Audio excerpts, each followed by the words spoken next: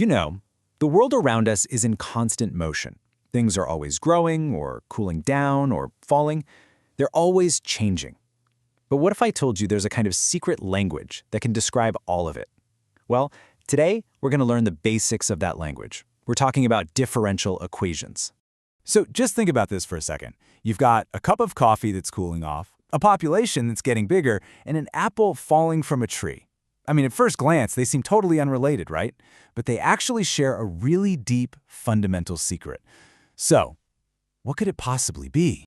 The big answer is that they are all systems of change. Let's take that falling apple. Now, don't get intimidated by the equations you see here. The key idea is really simple. It's Newton's second law, and that's just a rule that doesn't tell you where the apple is at any given moment, but how its speed is changing from one moment to the next. And it's the exact same idea for, say, water draining from a tank. We're not just describing how much water is in there, we're describing the rate at which that level is changing. And that is the secret they all share. They can all be understood using the same powerful mathematical tool, which is exactly what we're going to unpack today.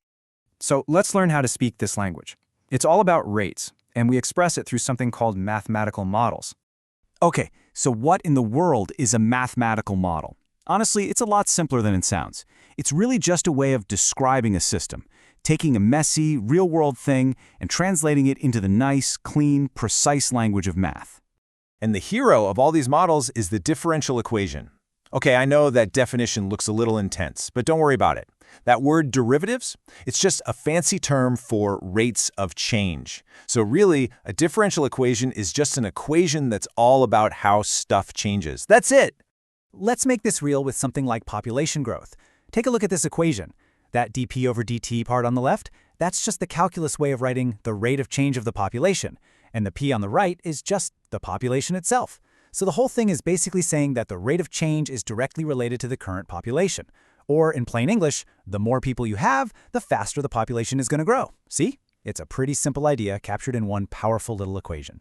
But, how do we actually come up with these things? It's not magic, I promise. It's a really structured process, kind of like a cycle that turns simple ideas into powerful insights. This whole process is called the modeling cycle. First, you start by making some simplifying assumptions about the world. Then, based on those assumptions, you build your equation. Step 3, you solve it and make a prediction about what's going to happen. But here's the most important part. Step 4, you have to check your predictions against what happens in the real world. And if they don't match up, you don't just give up. You go back, you refine your model, and you start the cycle all over again. Okay, so once you have this process down, you can apply it almost anywhere. It's incredibly versatile. Let's just run through a few quick examples to show you what I mean. In physics, for example, we can model radioactive decay. And the principles is almost the same as population growth, just in reverse. The rate that a substance decays is proportional to how much of it is still there. So, the more you have, the faster it disappears.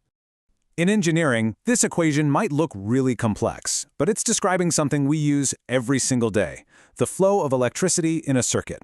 This is based on something called Kirchhoff's law, and it's the fundamental idea behind how your phone, your computer, every electronic device you own actually works. It's a perfect example of how these abstract equations have incredibly practical power. And it's not just for non-living things either. In biology, these equations can model the incredible dance of an entire ecosystem. For instance, an owl population is going to rise and fall based on how many mice there are to eat. The fate of each of these species is literally written in the language of rates, connecting them in this dynamic cycle of life. But remember that modeling cycle we talked about? That last step is so crucial. Refine. No model is perfect right out of the box. The whole goal is to keep making them better, to get them closer and closer to what's actually happening in reality. So let's go back to our population model. The simple version on the left just assumes nobody comes in and nobody leaves. But we all know the real world is a lot messier than that. People immigrate and emigrate.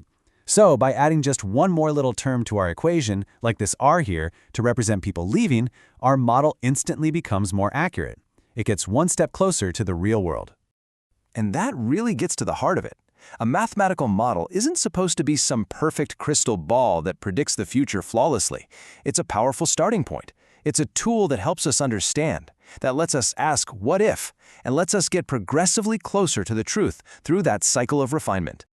From predicting the weather to modeling financial markets, to designing life-saving medicines. This secret language of change is woven into the very fabric of our modern world. We've used it to describe our universe with incredible precision. So the only real question left is, what are we going to build with it next?